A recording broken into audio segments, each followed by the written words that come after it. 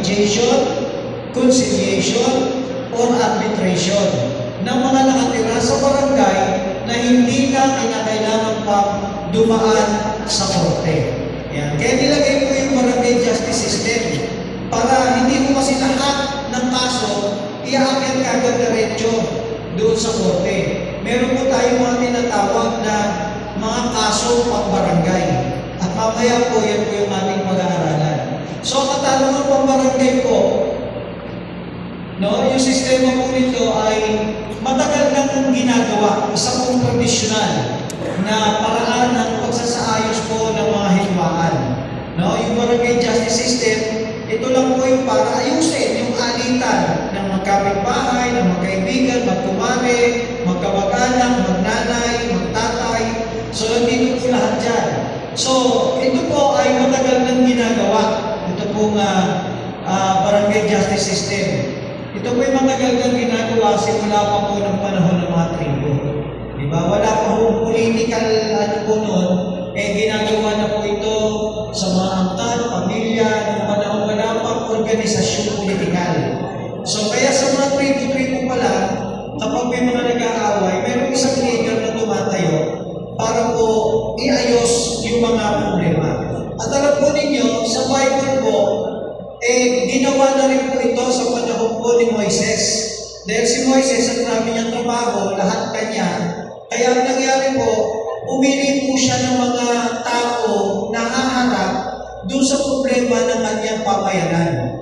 Kaya doon pa lang po, meron na po tinatawag na barangay justice system. So ito po ay sa Republic Act 7160 o RA 7160 ng Local Government Code of 1991. Ito po yung batas na pinatutupad sa pagpapatakbo ng katarungan pang barangay. Yan po yung ating Republic Act 7160. So ano po ba yung layunin? Bakit may katarungan pang barangay? Isa lang naman po para po mabawasan ang mga kaso isinasampa sa korte. Tulad po ng sinabi ko kanina, hindi lahat ng kaso idadiretso natin sa korte. Mayroon po tayong barangay justice o katarungan pang barangay para doon po muna pag-usapan.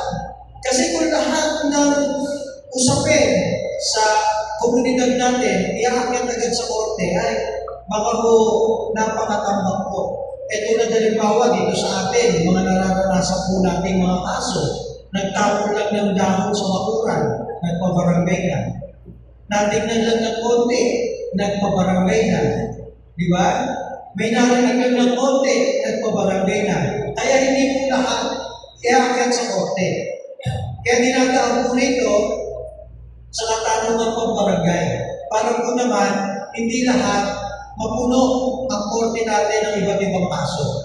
Ngayon, alamin po natin, ano po ba yung jurisdiction ng barangay?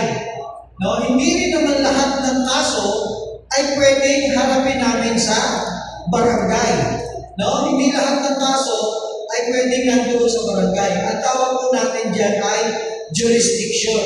Ano lang ba yung aming sakop na pwede namin harapin sa barangay? Kaya pag pumunta po kayo doon, una, siguro ako po yung makakaharap nyo sa barangay sa judisyo, pagtatanggapin ko po yung inyong mga complaint, ang una kong inaalam, ano po ba ang problema? Ano po ba yung kaso na i-complain ninyo? Kasi baka po hindi pang-barangay case.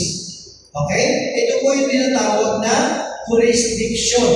No? Ang jurisdiction po ng katarungan pang barangay ay tumutukoy po sa mga uri o alitan o kaso na maaaring dumaan muna sa lupong tagapamayapa para sa pagkakasundo bago dalhin sa hukuman. Yan, yun po yung mga kaso. Hindi lahat ng kaso. Ito po ay nakasaad sa Section 408 ng Republic Act 7160. Ang tawag po dyan, jurisdiction. Ano ba yung aming nasasakop lang na dapat namin pag-usapan doon sa mga kaso? Tingnan po natin. Okay? So ito po yung mga kaso, naglagay po ako ng mga ilan kasi kung ilalagay ko po lahat, baka abutin po tayo rito ng hapon. So may mga kaso po sa ilalim ng katarungan pang barangay law. Ito po yung mga kaso na nakapaloob sa Revised Penal Code of the Philippines na saklaw. No, sakop po yung jurisdiction po ng katarungan pang barangay. Una, paglalathala at pamamahayag ng labag sa batas o unlawful use of means of publication. Lalo ngayon yung mga chat-chat, post-post, di ba? Mga cyber libel, dumadaan po sa amin yan. Yung pinost ako na may utang ako, di ba? Kaya irereklamo ka kasi pinost niya ako, pinagkita pa yung pangalan ko sa Facebook na hindi ako nagbabayad ng utang. Kaya papasok po sa amin yan, mga cyber libel. Di ba? Siniraan ako sa Facebook, nagpapit daw ako. Kaya irereklamo ko siya. Alam niyo, totoo po yan, nangyari po yan sa amin. Kasi may nagreklamo sa amin kasi sinabihan daw siya pangit at makukulang. Diba? Ito po yan, umakyat po yan. Isa po yan sa mga kaso na pwede po namin tanggapin sa barangay. Next. Yan. Mga pananako o paninirang puri, alarm and scandal. Diba? Pag tayo po ay tinatakot, diba? Yung great threat, yung mga tinatakot tayo,